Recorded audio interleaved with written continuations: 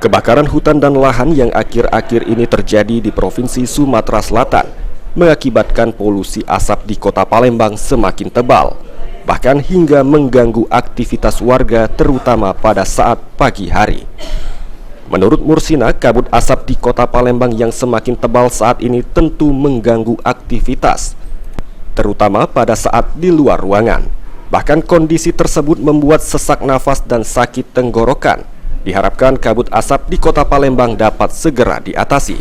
Mana Bu komentarnya terkait kabut asap di Kota Palembang saat ini?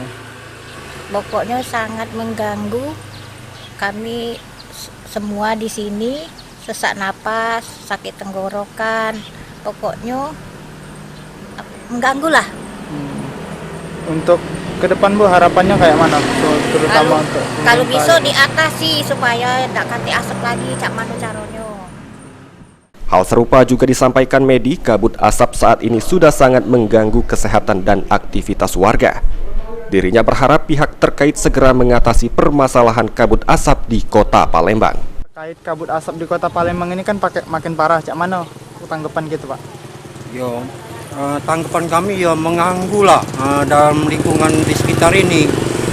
Karena membahayakan, memang cukup membahayakan asap ini. Ya kalau bisa ya kita tuh minta ini kan lah diatasi yang cepat mungkin gitu. Eki Saputra, PAL TV.